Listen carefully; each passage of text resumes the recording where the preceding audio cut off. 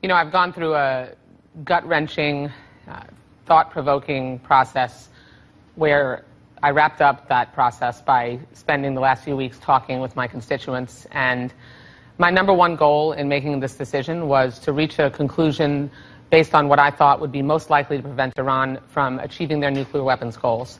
And in weighing everything, all the information that I've had in front of me, I concluded that the best thing to do is to vote in support of the Iran deal. What'd you expect from Debbie Wasserman Schultz? Welcome to Give Me Five, ladies and gentlemen. As we've talked about throughout the past few weeks in today's show, they feel free to do this. There's no consequence. I know there's a big rally tomorrow, I believe, in Washington, D.C. It is tomorrow, against the Iran deal. But unless we hold our elected officials accountable, unless you hold them accountable for voting for this deal, what do they care? They're doing it, and they're saying, they're not seeing any backlash. This woman, to me, is a disgrace of all disgraces. She plays the Holocaust card. She ripped Mike Huckabee. She gave Hillary a pass. She's brought up the Holocaust. She's a hypocrite from the get-go. She's a liar for past things she said. We could go into that another time if you want. And I don't believe her excuse here. Let's go to more. And make sure that we can put Iran years away from being a threshold nuclear state and ensure that we can more closely concentrate on their terrorist activity. So I'll be casting my vote to support the deal and, if necessary, sustain the president's veto. Years. She wants to make Iran a nuclear power years from now. She didn't say never. Make them a power years from now. And we're going to concentrate on their terrorism? We are? We're not even getting our prisoners out. How are we concentrating on their terror? That wasn't addressed in this deal. In fact, we're giving them billions of dollars, which we believe, Kerry said it's possible, they will use for terror. This woman is, woohoo, at best, lying through her teeth, ladies and gentlemen.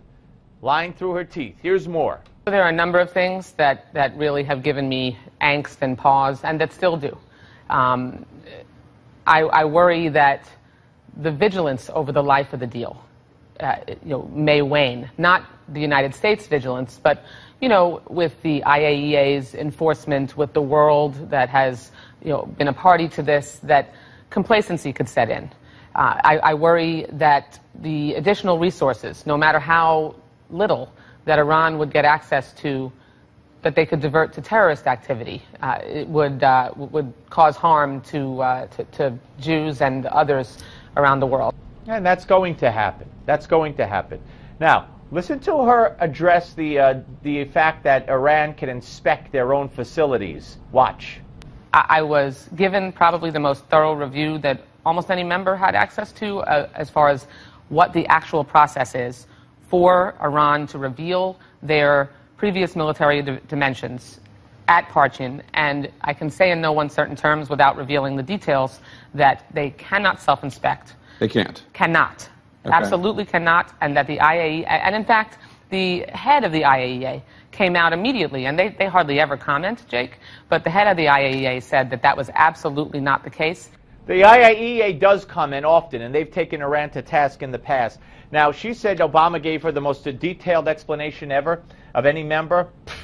I guess she didn't see this story from CNN August 20th, just a few days ago. U.S. acknowledges likely Iranian role in nuclear site inspections, talking specifically about Parchin. So she either is lying or she's ill-informed. Next. I'm the first Jewish woman to represent Florida in Congress. I'm a Jewish mother, and I wrote an op-ed today that's in the Miami Herald, one of my hometown papers, that talks about my Jewish heart and how important this was to me, that as a Jewish mother, that we have a concept of l'dor v'dor, from generation to generation. All right.